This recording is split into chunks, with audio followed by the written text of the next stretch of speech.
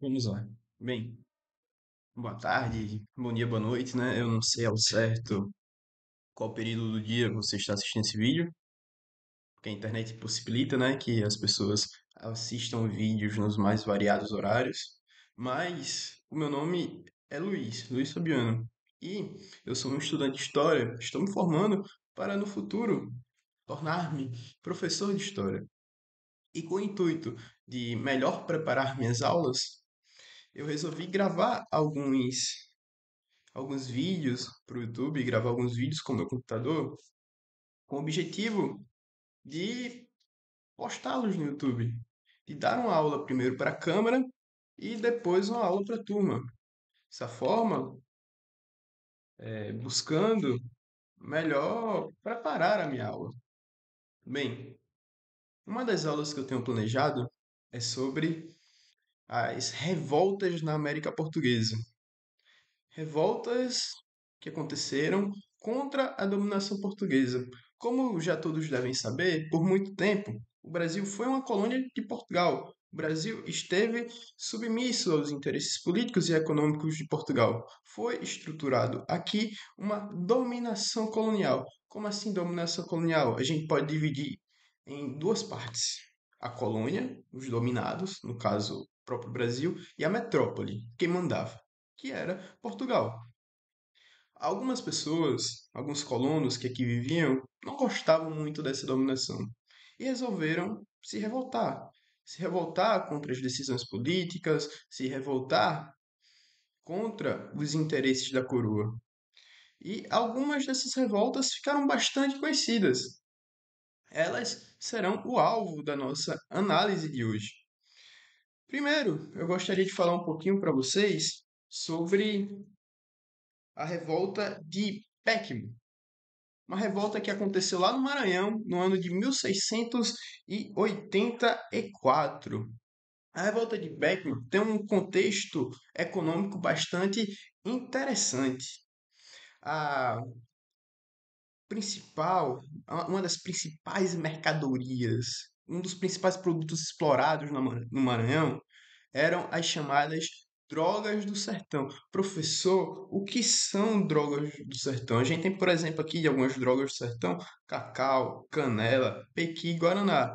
Eram produtos muito valiosos que eram extraídos da natureza. Por isso, drogas do sertão, porque eles tinham que entrar lá no sertão, lá fundo, lá na floresta, lá em matos ainda virgens, em busca dessas drogas, dessas mercadorias, desses produtos que tinham um alto valor no mercado interno e externo. Mercado nacional, não existia nação ainda, né? Isso aqui era uma colônia, mas no mercado interno e no mercado externo. Como eu já disse para vocês, alguns exemplos de drogas do sertão: cacau, canela, pequi, guaraná, eram produtos extraídos da natureza. E quem é que fazia essa extração? Os responsáveis por extrair esses produtos, essas drogas do sertão da natureza, eram os escravos. E nessa época, em 1684, no Maranhão, a maior parte desses escravos eram indígenas, ainda não eram negros. Só que aí começa a acontecer um conflito bem interessante. Os senhores, os fazendeiros, os donos de escravos precisavam desses indígenas para que eles exercessem essa função de buscar as drogas do sertão nas florestas, nos matos, no sertão propriamente dito, em lugares desconhecidos, porque afinal eram os indígenas que sabiam onde essas drogas estavam, era eles que estavam acostumados àquele ambiente. Tanto que há muitas pessoas que falam até hoje da virtude que o indígena tinha e tem de se localizar. Se você jogar ele, o indígena da época, como é relatado em alguns livros, principalmente de alguns viajantes que vieram para cá e fizeram algumas anotações, o indígena tinha um senso de localização extremamente aguçado. Se você jogasse ele numa mata desconhecida, ele rapidamente iria encontrar o caminho para casa. Então, os senhores de escravo utilizavam esses indígenas justamente com a função de achar e extrair essas mercadorias, esses produtos, esses recursos naturais. Mas vamos lá. Começa a haver uma disputa entre os senhores de engenho entre os senhores de escravo e os jesuítas. Isso em relação à escravização dos indígenas. Porque os jesuítas defendiam que o indígena tinha uma alma, que o indígena poderia ser convertido, e se ele fosse convertido, ele não deveria ser escravo, porque afinal se tornaria irmão em Cristo.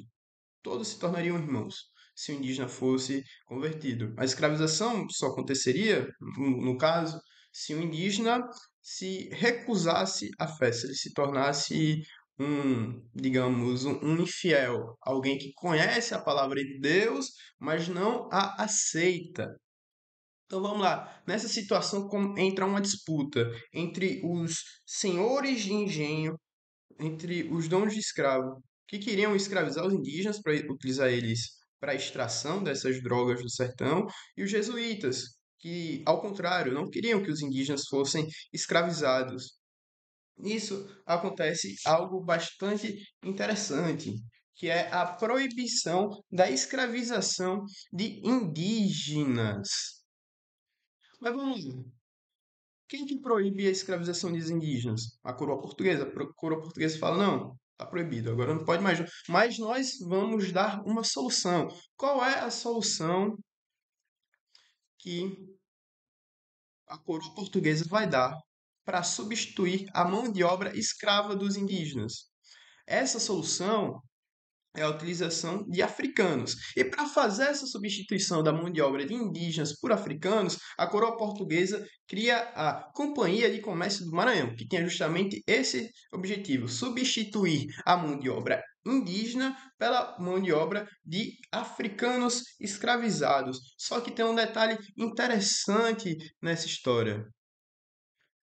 A Companhia de Comércio do Maranhão não conseguiu suprir a demanda por escravizados que o Maranhão tinha. Não conseguiu fornecer escravizados para todos esses senhores que estavam interessados na compra de pessoas para trabalhar de maneira forçada. E outra coisa que também serviu para deixar esses colonos do Maranhão ainda mais revoltados. Eles não forneciam mão de obra africana, eles não traziam africanos o suficiente, e os produtos, outros produtos que eles vendiam, os produtos de origem europeia, como o porcelanato, eram muito caros. Então, além da Companhia de Comércio do Maranhão não conseguir suprir a quantidade de escravos africanos que os colonos do Maranhão precisavam, queriam, eles também vendiam suas mercadorias por preços muito altos. Isso vai aumentando ainda mais a insatisfação dos moradores do Maranhão.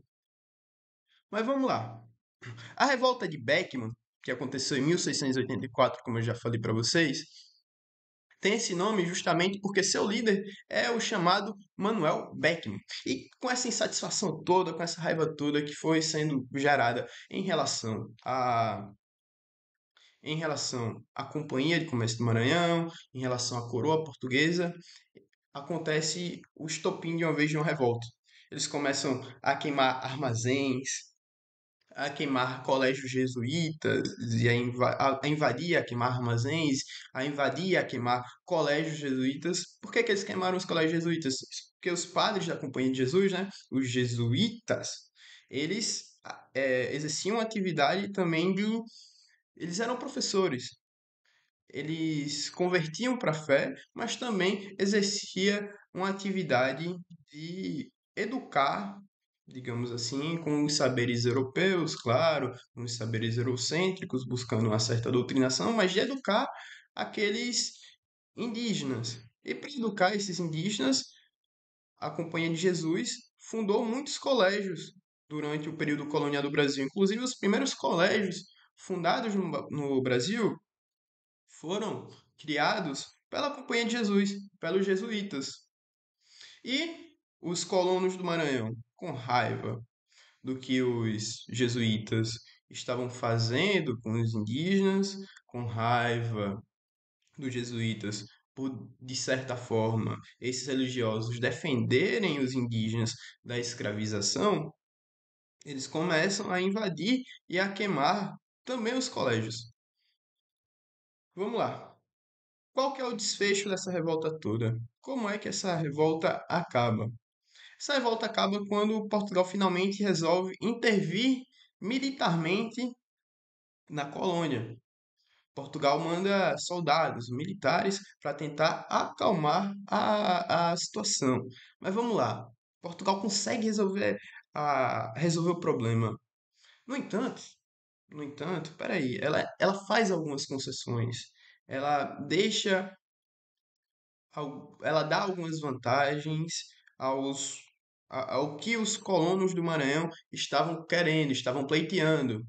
Entre elas é que, após a revolta, eles voltam a permitir a escravização de indígenas. E além de permitir a escravização de indígenas, eles acabam com a Companhia de Comércio do Maranhão. Vamos lá. Aqui nesse vídeo, eu vou tentar tratar com vocês de quatro revoltas. Quatro revoltas que aconteceram na América Portuguesa. Acompanhem comigo.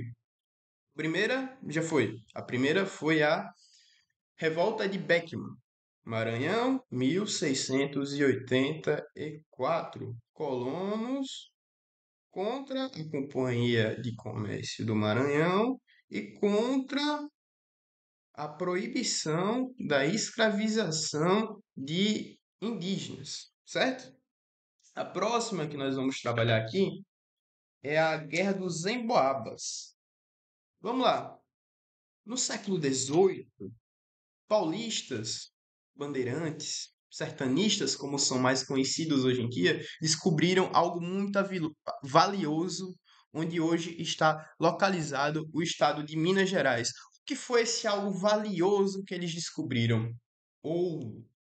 E é justamente porque é por isso que essa região se chama de Minas hoje em dia, porque foi o lugar de extração de vários minérios, ouro, diamante. Até hoje é uma região muito conhecida, principalmente pela exploração de ferro. Mas vamos lá, foi no século XVIII que paulistas descobriram ouro na região que hoje conhecemos como Minas Gerais. Essa guerra dos Emboabas começa logo no comecinho dessa exploração mineradora no estado de Minas Gerais.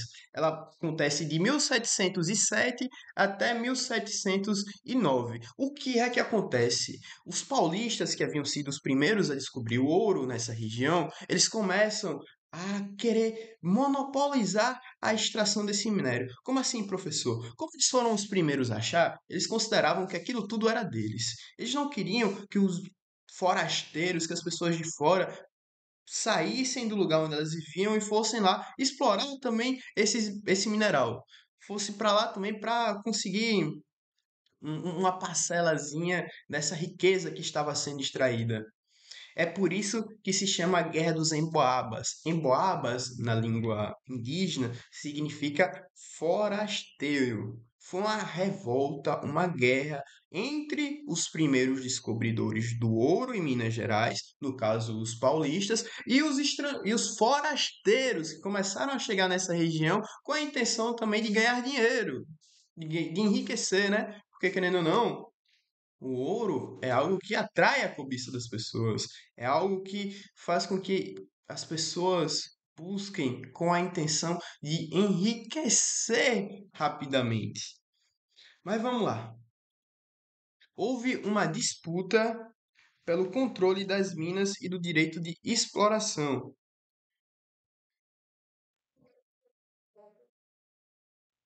E como é que essa revolta termina? Essa revolta termina de uma maneira interessante, né? Normalmente a gente pensa que os primeiros descobridores vão ter mais poder sobre o local, né? Que vão conseguir controlar. Mas o desejo por explorar esse ouro era tanto, animou o interesse de tantas pessoas, que na verdade foram os paulistas os derrotados nessa Guerra dos Emboabas. Os forasteiros, os emboabas, eles acabam vencendo essa disputa com os paulistas e tomando também parte da exploração desse ouro que havia começado na região que a gente conhece hoje como Minas Gerais. Mas antes não era assim, antes fazia parte de outra capitania, coisa que a gente vai ver um pouquinho mais para frente. Bem, os paulistas expulsos de Minas Gerais, uma boa parte deles, começa a ocupar algumas regiões circundantes ali de Minas Gerais. Eles vão para Goiás, para o Mato Grosso, ficam ali em volta. Isso aqui foi mais rápida. Uma das revoltas mais interessantes, uma das guerras mais interessantes, com minúcias muito legais de se estudar e que a gente vai ver a partir de agora é a Guerra dos Mascates, porque ela inicia com a disputa interna interessantíssima. Guerra dos Mascates. Essa guerra durou de 1710 e até 1711, um anozinho, mas é uma das revoltas da América Portuguesa, uma das rebeliões da América Portuguesa mais conhecidas e uma das mais interessantes também para se estudar, como eu já afirmei aqui anteriormente. No que consistiu a Guerra dos Mascates? A Guerra dos Mascates foi uma disputa entre elites locais, entre uma elite produtora de açúcar que morava na vila de Olinda e uma elite de comerciantes que morava em Recife, que ainda antes da guerra ainda não era nem considerada vila ainda. Tem um aspecto que faz com que essa guerra aconteça, que vem do mercado internacional. O preço do açúcar no século XVIII vai despencar. Com isso, os produtores de açúcar, os donos de engenho de Olinda, vão ter cada vez mais prejuízo. Isso porque eles vão continuar gastando mais, ou a mesma quantidade ou mais do que eles gastavam para produzir o açúcar, mas vão ter um lucro menor. Com essa diminuição dos ganhos na produção do açúcar, eles vão recorrer justamente aos comerciantes de Recife, porque os comerciantes de Recife estavam enriquecendo bastante, principalmente por conta do porto. Boa parte das mercadorias, dos produtos do Nordeste, tinham que passar pelo porto do Recife para ganhar o comércio internacional. Então, esse é um período que os comerciantes de Recife estavam enriquecendo, ganhando bastante dinheiro, ao mesmo tempo que os produtores, que os senhores de engenho de Olinda estavam perdendo. Perdendo por quê? Como eu já afirmei, o preço do açúcar no mercado internacional havia caído bastante. Então vamos lá. Existia uma elite agrária e uma elite de comerciantes. Só que antes da Guerra dos Mascates, Recife ainda não era vila. Vila é o que a gente hoje pode chamar de cidade. Então vamos lá. Tinha uma antiga elite agrária que estava perdendo dinheiro, que estava ficando cada vez mais pobre, mas que ainda detinha o poder político. Isso porque só existia uma Câmara Municipal, uma Câmara de Vereadores, se aquela comunidade fosse uma vila. E no caso, apenas Olinda era vila e não Recife.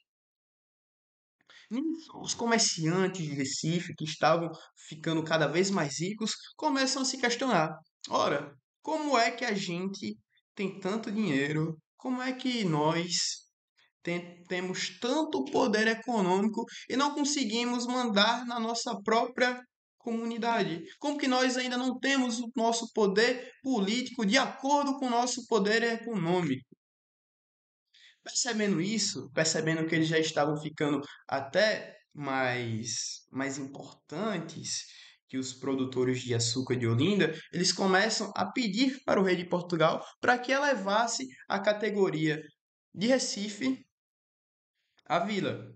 Como eu já expliquei antes, um paralelo que pode ser feito com as vilas de antigamente são as cidades de hoje. Somente uma vila tinha Câmara Municipal. Portanto, somente uma vila dava poder político para a elite local. Então vamos lá. Os comerciantes de Recife começam a pedir para o rei que elevasse a categoria de Recife para a de vila. O rei de Portugal transforma Recife em uma vila. Só que isso foi a gota d'água para os donos de engenho, os donos de engenho de Olinda.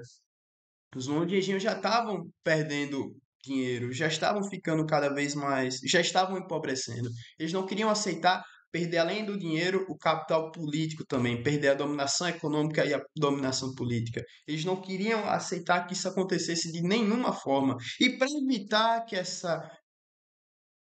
evitar que fosse perdido também a dominação política, eles acabam invadindo o Recife. Eles invadem o Recife, pegam armas e vão invadir Recife com o propósito de não deixar que aquela cidade ganhasse a autonomia política. Como é que essa revolta acaba também? Como é que essa revolta acaba? Acaba novamente, como no mesmo caso do Maranhão, com a intervenção das com a intervenção da coroa, com a intervenção dos soldados do rei de Portugal, da metrópole, né?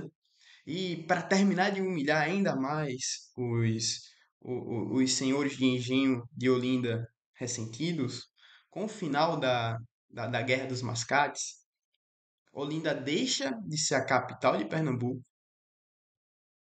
e Recife assume o seu posto. Então, foi algo realmente um pouco humilhante, né? Porque além deles perderem a dominação econômica, perderam a dominação política e como representante disso tudo, perderam até o título de capital, que passou de Olinda para Recife. Pulando mais um pouquinho aqui, passando para outra, a gente vai perceber como que a descoberta do ouro em Minas Gerais causou bastantes conflitos, causou bastantes revoltas. A gente já estudou uma, a Guerra dos Emboabas. Nós veremos mais duas até o final dessa aula. Realmente, o ouro mexe com os sentimentos mais animalescos do homem. Ainda mais na época que o ouro, no período colonial, tinha toda uma áurea mitológica. Era algo que realmente fazia a cabeça dos exploradores. Mas vamos lá. Para falar sobre mais uma revolta que aconteceu por conta do ouro, a gente vai ir lá para a revolta de Vila Rica. Revolta de Vila Rica, né? Todo mundo deve conhecer a Vila Rica, um dos lugares de maior extração de ouro durante o período colonial, que tem esse nome Vila Rica, justamente porque muito ouro foi explorado e muita riqueza foi extraída lá da região de Vila Rica. Mas essa extração, esse ouro, também causou alguns conflitos. Vamos lá. Hoje, ninguém gosta de pagar imposto. A verdade é essa. Muita gente até se sente como se o imposto fosse um roubo. E isso não era diferente no período colonial. Essa revolta da Vila Rica, em Vila Rica, revolta revolta de Vila Rica aconteceu principalmente porque a população estava insatisfeita com o pagamento do quinto. O que era o quinto? Era 20% de imposto que tinha que ser pago de todo o ouro que fosse extraído. 20% de todo o ouro que fosse extraído deveria ser pago como imposto para a coroa portuguesa. Daí, um fator interessante, né? A gente tem hoje evasão de divisas, algumas formas de burlar a Receita Federal, e não era diferente no período colonial também. As pessoas de Vila Rica, as pessoas que trabalhavam com a extração desse ouro, se esforçavam das maneiras mais interessantes para fugir dessa fiscalização. Uma das formas que eles utilizavam para não pagar esse quinto e fugir da tributação era esconder esse ouro nas imagens de santos católicos, os famosos Santos do Paulo. Como assim Santos do Paulo, professor? Santos do Paulo eram imagens católicas ocas por dentro. E por dentro, onde era oco, as pessoas escondiam o ouro, escondiam os metais preciosos, justamente para que quando a fiscalização chegasse, não encontrasse esse ouro e não aplicasse os impostos. Essa fiscalização acontecia principalmente nas estradas, principalmente na estrada que ligava Minas Gerais até o Rio de Janeiro, porque o Rio de Janeiro era o principal escoador do ouro da colônia para a metrópole. É por isso, inclusive, que o Rio de Janeiro se tornou um local tão prestigiado. É justamente por isso que o Rio de Janeiro ganhou um certo protagonismo na colônia, porque era do Porto do Rio que o ouro saía da colônia e ia para a Europa. Foi uma das coisas que ajudam a explicar o prestígio que a cidade do Rio de Janeiro ganhou. Mas vamos lá, olha só. O estopim dessa revolta de Vila Rica foi quando a coroa portuguesa, para que evitar esse que as pessoas burlassem o pagamento de impostos, criou a chamada Casa de Fundição. Casa de Fundição seria um local só onde o ouro seria derretido, tributado e certificado. Ou seja, nessa casa de fundição todo o processo aconteceria. E o ouro só seria legítimo, documentalmente, só seria documentalmente aceito se passasse por essa casa de fundição e ganhasse o certificado, porque para ganhar o certificado, o dono do ouro tinha que pagar o imposto, tinha que pagar o chamado quinto. Só ganharia essa certificação se o imposto fosse pago. Então vamos lá. Era uma obrigatoriedade de fundir o ouro e pagar os impostos no local. Era um local só, as casas de fundição uniam a fundição do ouro e o pagamento dos impostos. Os revoltosos não ficaram nada contentes com isso, né? Porque afinal isso diminuiu a possibilidade dos, dos produtores, dos donos do ouro, né? Fugirem desse pagamento de impostos. E a criação dessas casas de fundição é o estopim para a revolta, é o pontapé inicial que faz com que toda a revolta de Vila Rica aconteça. Bem, os revoltosos de Vila Rica tinham principalmente duas reivindicações. Uma era o fim dessas casas de fundição, que eu já expliquei para vocês do que se trata, e a segunda era a diminuição do preço dos alimentos, porque, segundo eles, os alimentos também estavam muito altos, era muito caro. Até hoje, eu não sei se vocês já viram, mas comida em garim, principalmente nos ilegais, ainda é extremamente cara. Já vi vídeos de pessoas mostrando que uma latinha de Guaraná no garimpo custa em torno de R$ 50. São preços assim absurdos que você não consegue nem, de certa maneira, transportar para a sua realidade, para a própria realidade. É bem assim chocante, tá? Mas vamos lá.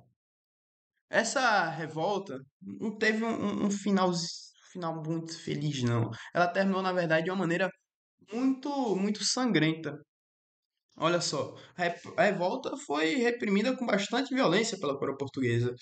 Claro, né, o Estado português não queria deixar que os exploradores, que esse pessoal mexesse com o pagamento de impostos. Era uma das maneiras que o Estado português mais estava ganhando dinheiro, mais estava arrecadando. Então, o Estado português, visando manter esse controle, visando manter o controle de algo que estava dando bastante receita para a coroa, reprime essa revolta de Vila Rica de uma maneira muito violenta. Olha só, eles reprimem a revolta com violência e executam os líderes. E, como desfecho, né, para encerrar esse assunto da revolta de Vila Rica, a coroa resolve criar a capitania de Minas Gerais, separar porque antes era a capitania de São Paulo e Minas, era São Paulo e Minas juntos numa capitania só. E para ter um maior controle dessa produção de ouro, a coroa portuguesa resolve criar a capitania de Minas Gerais de maneira separada. Isso é algo interessante também que ajuda a explicar o processo de interiorização do Brasil. Os motivos que fizeram as pessoas saírem do litoral e irem povoar, morar mais no interior do Brasil. Uma das coisas que explicam esse motivo no Sudeste é a exploração do ouro. No Nordeste, uma das coisas que explica a interiorização, o povoamento dos chamados sertões, é a criação de gado. Claro que existe a criação de gado também, mas, né, o ouro não dá, quase que não dá para comparar. É algo que tem muito valor intrínseco, muito valor nele mesmo e que atrai a gente de todos os lugares. Vamos lá. A última revolta que eu vou abordar na aula de hoje é a da Conjuração Mineira. E da Conjuração Mineira deve ser uma das mais conhecidas pelo público em geral, principalmente porque tem uma figura que é tratada como herói até os dias de hoje, né? O famoso Tiradentes. Tiradentes, que era um dentista, por isso o nome, mas que se tornou uma espécie de revolucionário, revoltoso, para lutar contra a coroa portuguesa. Como é que essa revolta acontece? Por que que ela acontece? Mais uma vez, é uma revolta que acontece na capitania, agora já na capitania de Minas Gerais, para vocês perceberem como é que a exploração desse ouro em Minas Gerais atraía bastante atenção, era bastante importante. O que acontece foi o seguinte: desde o começo do século XVIII, a capitania de Minas Gerais estava sendo explorada intensamente. Estavam tentando retirar todo o ouro que existisse praticamente ali naquelas minas da região. Só que o ouro é um recurso natural e recursos naturais acabam. Em 1789, o ouro já estava acabando, mas a coroa portuguesa não ligava para isso e continuava cobrando os impostos com o mesmo fervor, com o mesmo interesse. Continuava cobrando até cada vez mais impostos. Tanto que, para bancar a reconstrução de Portugal, o Marquês de Pombal utilizou muito do ouro que era explorado em Minas Gerais. Vocês sabem, né? Lisboa, no século XVIII, enfrentou cataclismas naturais, terremotos, tsunamis, e para bancar a reconstrução da cidade de Lisboa, que havia sido destruída por esses eventos naturais, por esses terremotos, por esses tsunamis, o Marquês de Pombal, que era uma espécie de primeiro-ministro de Portugal na época, utilizou muito das receitas que eram geradas com a exploração de ouro em Minas Gerais. Então vamos lá. O ouro estava acabando no final do século XVIII, mas Portugal não se importava muito com isso, continuava cobrando impostos da mesma forma, até que chegou em um ponto que os colonos lá, que os mineiros, viram para a coroa portuguesa e falam: não tem mais. Meu bolso está vazio. Estamos ficando pobres novamente.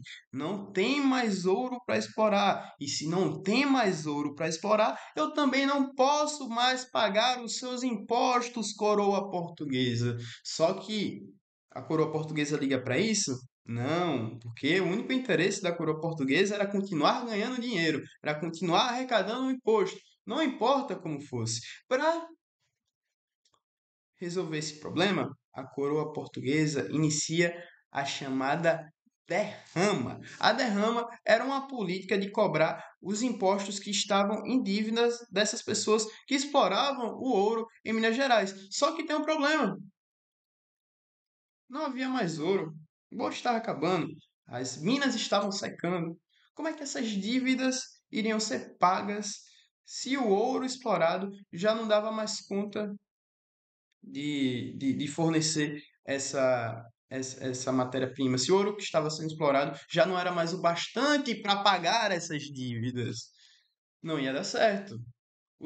A própria elite local ali, mineradora de Minas Gerais, começa a se articular na chamada Conjuração Mineira. Eles pensavam o seguinte: a gente não tem como pagar isso aqui. A única coisa que a gente pode fazer é se revoltar contra o poder. E eles praticamente não dá nem tempo de se revoltar. Por quê? Porque foram traídos. Um dos membros da Conjuração Mineira trai os seus colegas, principalmente por conta da promessa de que essas dívidas que estavam sendo cobradas pela coroa portuguesa fossem perdoadas. Vamos lá. Um dos conjurados da Conjuração Mineira trai. Acaba traindo, né? E depois dessa traição, a Conjuração Mineira acaba. Foram 11 condenados, mas apenas um foi de fato executado. O nosso herói, né, que é tido como um herói do nosso país, o Tiradentes. Tiradentes foi enforcado em praça pública e os seus membros, partes do seu corpo, foram espalhados da estrada que liga Minas Gerais até Rio de Janeiro. Como eu falei para vocês, essa era uma estrada muito importante, porque ele ligava onde o ouro era explorado até onde o ouro era enviado para a Europa, onde ele era explorado e onde ele era vendido, comercializado, onde ele era enviado para a metrópole. E o Tiradentes, ele teve os seus membros, sua cabeça, seus braços, suas pernas espalhadas por essa estrada, justamente para servir como um símbolo do que acontece com essas pessoas que resolvem se revoltar contra a dominação da coroa portuguesa, contra o controle de Portugal em sua colônia. Um fato interessantíssimo dessa situação também é que essa estrada, né, era justamente uma estrada com um grande simbolismo. Era a estrada por onde o ouro passava até ser enviado para Portugal, até ser enviado para Lisboa. Como eu falei para vocês, existe uma dinâmica de metrópole e colônia. A colônia serve para exploração e a metrópole é quem explora. Tem um livro que fala muito bem disso, que é Formação do Brasil Contemporâneo, de um historiador chamado Caio Prada. Ele justamente traça a história do Brasil como sendo uma história de uma permanente exploração econômica. Eu acho que faltou falar um pouquinho das datas, né? A Conjuração Mineira acontece em 1789, aqui numa linguagem mais formal, né? 1789, o seu principal líder é o Tiradentes. Tiradentes é o único executado, ele é morto em praça pública, enforcado. Seus membros são espalhados por uma estrada que ligava Minas Gerais até Rio de Janeiro. Mas tem um fato muito interessante que eu esqueci de explicar aqui, que às vezes é passado por cima nas aulas de história, que é o objetivo dos, dos conjurados de Minas Gerais.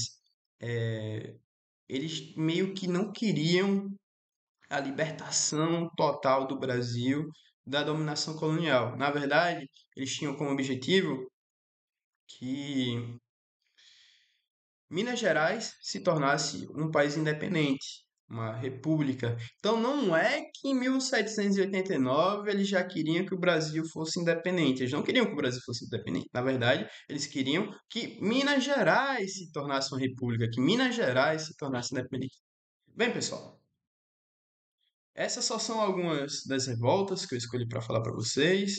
Existem algumas outras revoltas que aconteceram no período colonial, como a Conjuração Baiana, entre outras, mas o vídeo já está ficando um pouquinho longo, já está chegando em quase 40 minutos. Como eu falei para vocês, essa é uma aula que serve para praticar. Estou tentando aqui matar dois coelhos com a cajadada só, além de me preparar para a aula, fazer um conteúdo que eu vou postar no YouTube e que, quem sabe, pode me gerar frutos positivos no futuro. Muito obrigado por quem assistiu. Espero que tenha ficado de alguma maneira entendível e até a próxima.